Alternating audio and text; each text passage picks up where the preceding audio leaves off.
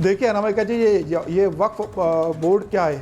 वक्फ board जो है ये भू माफियाओं का एक संगठित गिरोह है जो हिंदुस्तान की जमीनों पर कब्जा करता है। और इसी तरीके से इन्होंने 8.5 लाख एकड़ रेलवे के बाद और डिफेंस के बाद सबसे ज्यादा जमीन अगर किसी के पास है तो वक्फ बोर्ड के पास है।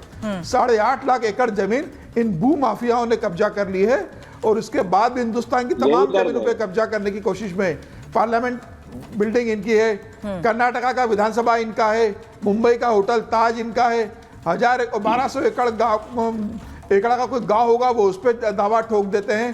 कांग्रेस के राज में इस गिरोह को संगठित किया गया था कि हिंदुस्तान की जमीन पर आप जितना कब्जा चाहे करना चाहे कर सकते हो, करते रहिए, आपसे कोई पूछेगा नहीं, किसी कोर्ट में आपकी जवाबदेही नहीं होगी, आप मन मालिक हो, जमीन पर कब्जा करो।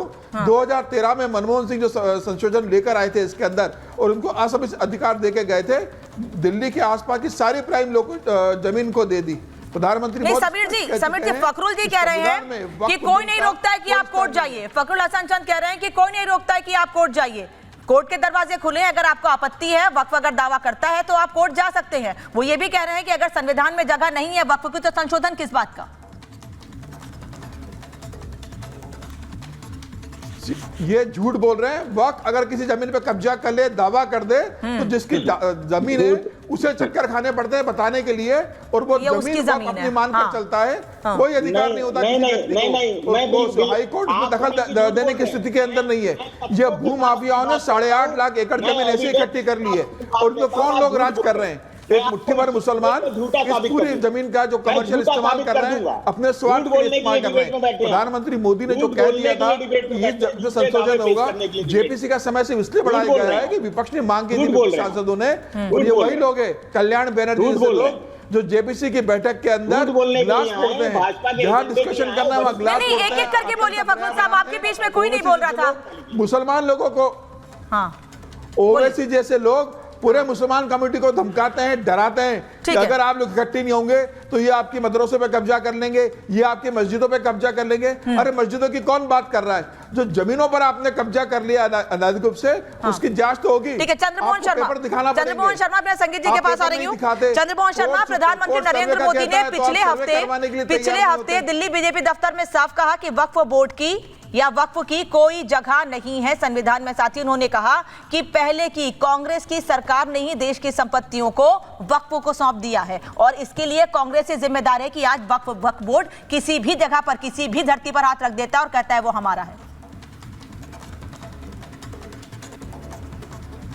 देखिए, प्रधानमंत्री तो बहुत बार बहुत चीजें कहते हैं, और लेकिन प्रधानमंत्री की बात बीजेपी वाले मानते ही कम है। प्रधानमंत्री तो देश में कहते हैं सबका साथ सबका विकास, लेकिन बीजेपी वाले कहते हैं नहीं, एक धर्म का विकास एक धर्म का विनाश। प्रधानमंत्री जी कहते हैं सबको साथ लेके चलेंगे और देश का विकास करेंगे, और बीजेपी वाले कहते हैं सिर्फ एक झंडे की बात करेंगे, बाकी झंडे को नीचे करेंगे। अब वक्फ बोर्ड 10 साल से भाजपा की सरकार है और भाजपा के मित्र मंडली के लोग, चाहे वो राजनीतिक विशेषज्ञ हो चाहे वो नेता हो, वो कभी वक्फ बोर्ड को भूमाफिया कहते हैं, कभी गुंडे कहते हैं, कभी कहते हैं कि असामाजिक तत्वों का जमगाड़ा है। और 10 साल की 3 बार की चुनी हुई सरकार से जब कार्रवाई की बात करो तो मुंह में दही जम जाती है। ओबीसी के नाम से वोट तो मांगेंगे, आतंक तो फैलाएंगे, टेरर करेंगे, किसके लिए? हिंदुओं पे, लेकिन ओबीसी के साथ तालमेल पूरा बना के रखेंगे क्योंकि कहीं हमारा साख ना गिर जाए। और कांग्रेस की बात तो आप हर बार करेंगे क्योंकि कांग्रेस जितना विकास या कांग्रेस जितनी गाथा अगर आपने देश में लिखी होती 10 सालों में तो आपको आज कांग्रेस की बात ना करनी पाती है। बार बार कहते हैं बीजेपी के शासनकाल में और बीजेपी के युग के अंदर 2014, 19, 24 और अब ये कार्य हुआ है, तो कार्य तो आपने किया ही नहीं। अगर वक्फ बोर्ड की जमीन बढ़ गई 10 सालों में, अगर पहले के साल नहीं अभी 1 मिनट में आपकी बात का जवाब दे रहा हूं आप। अगर पहले के टाइम पर जमीन बढ़ी थी, अगर कांग्रेस को जिम्मेवार ठहराया जा रहा है तो 10 साल के अंदर जो जमीन बढ़ी उसके लिए भाजपा के नेता चुप क्यों बैठे और इलेक्शन के समय पे ही क्यों बोलते हैं? सर, इलेक्शन तो हमारे देश में 12 महीने में 4 महीने रहते हैं, तो कभी बोला ही ना जाए इसका मतलब। बिल आ रहा है तो आप लोगों ने आपत्ति दर्ज कराई, अब जब रिपोर्ट सौंपने की बारी आई तो आप लोग, क्योंकि सर आपके नेता आपके सांसद जेपीसी के मेंबर हैं, इसीलिए सवाल आपसे पूछा जाएगा कि क्यों टाइम बढ़ाने की मांग की गई है। और जब टाइम बढ़ा दिया गया तो कह रहे हैं कि सरकार बैकफुट पर आ रही है। बिल्कुल, हमारे सांसद जेपीसी इससे पहले के जवाब के ऊपर भाजपा क्यों पीछे चली गई थी? भाजपा सरकार इसके ऊपर इस बिल को लाने के लिए वापस क्यों चली गई थी? और अगर हमारे मेंबर साथ हैं तो आज हमारी दिशा देश के सब नागरिकों के प्रति है, एक धर्म एक मजहब के प्रति नहीं है और एक मजहब को नेगलेक्ट करने की नहीं है। अच्छा, उसी संसद आपकी दिशा सब धर्म के प्रति है। अच्छा रुक जाइए फिर संगीत रागी जी, अगर इनकी दिशा सब धर्म के प्रति है, आगे सभी धर्मों को साथ लेकर चलना चाहते हैं, तो क्यों जब मस्जिद पर किसी मंदिर का दावा किया जाता है और मामला कोर्ट में जाता है तो ये कहते हैं एक समुदाय विशेष को टारगेट किया जा रहा है, लेकिन वक्फ बोर्ड किसी भी जमीन पर हाथ रख देता है और कहता है ये जमीन हमारी है, तब कोई कुछ क्यों नहीं बोलता है? चाहे वो हिंदू की जमीन हो, मुसलमान की जमीन हो, क्रिश्चियन की जमीन हो, किसी की भी जमीन हो, उस पर हाथ रख देते हैं। एक व्यक्ति एक तबका है जो कानून के सहारे चल रहा है, एक है जाते हैं उंगली रखते हैं, कहते हैं ये जमीन हमारी है, मनमानी चल रही है, माफियागिरी चल रही है अपनी। नामिका, आपके दर्शकों की जानकारी के लिए बता दूं कि वक्फ की जमीन का मतलब वो लोग जो इस्लाम के लिए वो जमीन, वो इस्लाम की जमीन है मूलतः। और देखिए, कांग्रेस पार्टी ने 1954 में ये कानून लाया। मैं मानता हूं ये देश हिंदुओं का देश है, मुसलमानों के लिए एक देश मिल चुका था। इसके बावजूद बटे हुए तोड़े हुए भारत में नेहरू ने मुसलमानों के वोट को गोलबंद करने के लिए वक्फ एक्ट का नाम दिया। वो भारत के आंशिक इस्लामीकरण का रास्ता तैयार करता है, जो आज आप देख रहे हैं। उस समय जो वक्फ की संपत्ति थी और आज जो इस्लाम की संपत्ति है, उसमें जमीन आसमान का अंतर आ गया है।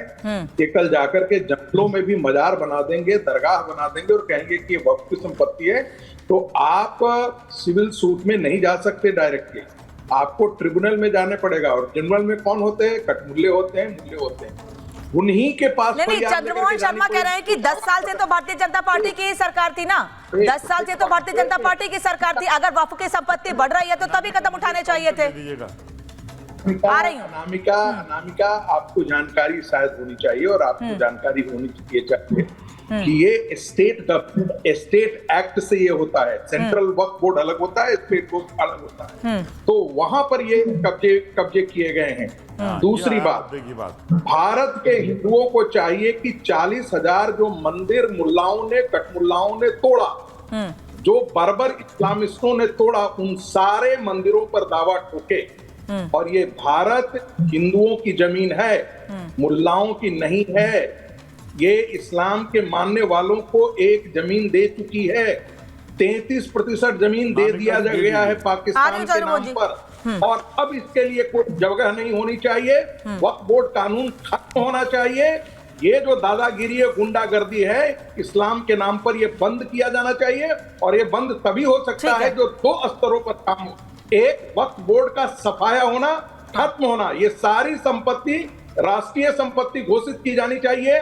क्योंकि मैं इसलिए भी कह रहा हूं, जो पाकिस्तान में भागा है मुसलमान यहां से, वो जाते जाते वो जमीन जो है वो वक्फ के नाम अपना कर करके गया है, इस्लाम के नाम पर दान करके गया है, और ये बात तक होता रहा है। मजेदार बात है, ऐसी जमीन जो पाकिस्तान के अंदर हिंदुओं की जमीन एनिमी प्रॉपर्टी है और यहां से भागा हुआ वो